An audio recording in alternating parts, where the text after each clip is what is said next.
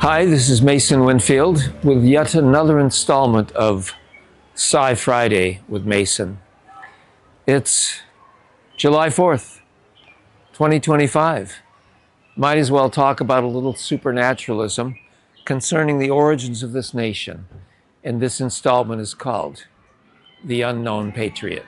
First of all, for people who aren't exposed to the subject, they would be shocked at how many layers of occultism, at least in rumor, lie connected to the origins of this nation. For one thing, there are people who interpret the American Revolution as a clash between rival bodies of Freemasons. There are two main styles of Freemasonry. There's British Freemasonry, which they call York Rite, and then there's basically every other kind, which they call Continental Masonry or Scottish Rite. And it turns out that they were on opposite sides of the revolution. Another theory is that the secret societies of Europe were fascinated by the birth of this new nation in a new land. And the fact that there was a nation that got to invent itself. I mean, that just doesn't happen. And, the old societies of Europe didn't do that. They sort of inherited themselves and didn't always like the result. So the occultists of Europe were very interested in the development of the United States. They might have even been using the young nation as kind of a battering ram against either the British or other people in the old world they didn't like.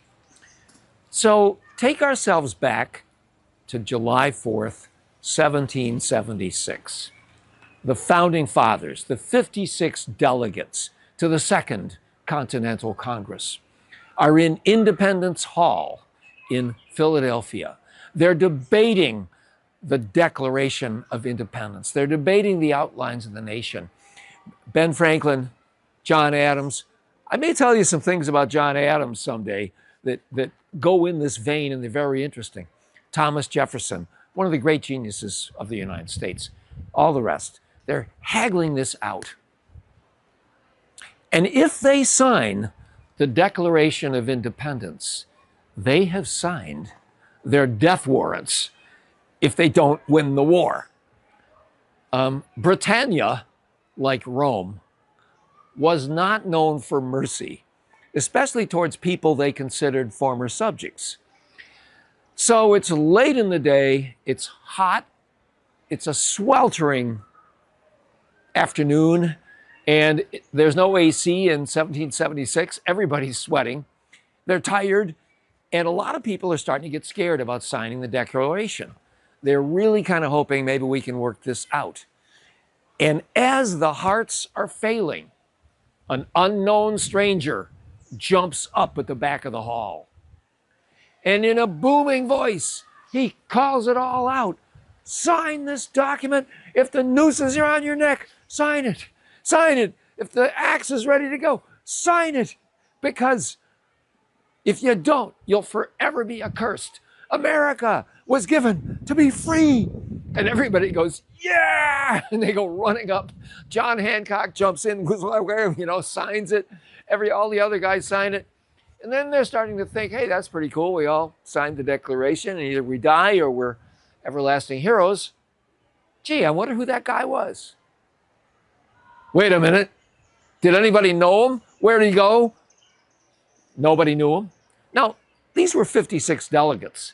Probably they're from all over the colonies, but probably few of them knew everybody, but every one of them knew somebody, and nobody knew who the stranger was. Not only that, how did he get in if he wasn't a delegate? The building was guarded. How did he get out without anybody seeing him? The building was guarded.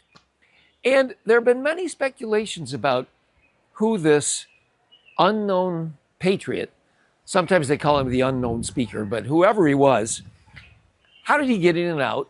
He seemed to have almost magic. Was he real? Who was he working for? Because among the theories for some of the symbolism associated with the founding of the United States, the eye in the pyramid and all that kind of stuff, some of the theories aren't too happy, like the Illuminati. And maybe we'll talk about them someday. But there was some conjecture that the Illuminati were involved in the founding of the United States. But at any rate, there's at least two theories for who the stranger was. One of them is that he was an agent of an occult society, one of the occult societies of Europe, who really wanted to drive the Americans to rebel. They were world players. They really wanted to create this big war, which hopefully their side would win. Another theory is, which I personally find a little crazy, but they even thought he might be a relatively famous occultist from the continent known as Count Saint-Germain. Now, the guy was known to be a historic personality. He claimed to be hundreds of years old. He claimed to be an alchemist, claimed to be a magician, but if you buy that, it's probably not hard to buy that he could plant himself in the middle of a meeting and then vanish. But these anecdotes are just a couple of many associated with the founding of this nation. Both of them are preserved.